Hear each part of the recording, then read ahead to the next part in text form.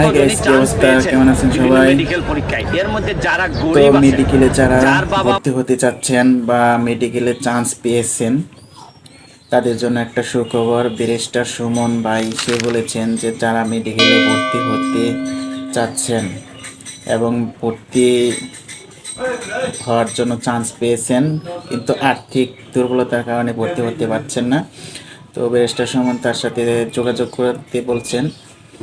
তিনি তাকে সাহায্য করবেন এবং এমনকি তার নাম ঠিকানাও গোপন রাখবেন। মানে যারা আর্থিক অসচ্ছলতার কারণে, মানে টাকা পয়সার অভাবের জন্য মেডিকেলে চান্স পেয়েও ভর্তি হতে পারতেছে না, তাদেরকে তিনি ভর্তির ব্যবস্থা করে দেবেন। এবং ব্যারিস্টার সুমন ঢাকা সুপ্রিম কোর্টে যে জায়গায় বসে সেই জায়গার ঠিকানা দিয়েছেন এবং তার সাথে যোগাযোগ করার জন্য বলছেন। তো ব্যারিস্টার সুমন কি বলে ভিডিওটি সরাসরি দেখাই দিচ্ছি। তো অবশ্যই ভিডিওটি কিন্তু বেশি বেশি করে শেয়ার করে দেবেন যাতে সবাই দেখতে পারেন এবং দারিদ্র পরিবারের ছেলে মেয়েদের মনের আশা পূর্ণ হয়। কেমন?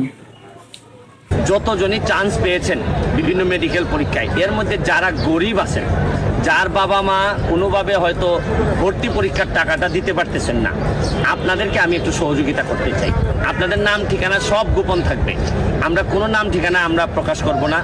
আমি ব্যক্তিগতভাবে কিছু টাকা ম্যানেজ করে রাখছি।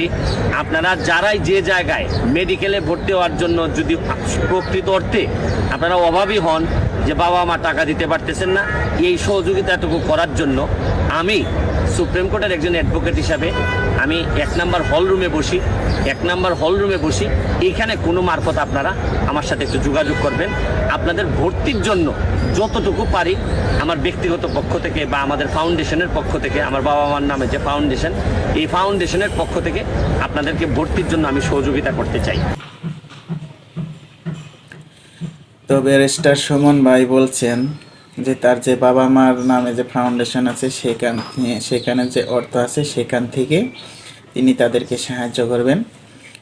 দয়া করে তার সাথে সবাই যোগাযোগ করবেন। কেমন? আর ভিডিওটি বেশি বেশি করে শেয়ার করে দেবেন যাতে সবাই দেখতে পারে।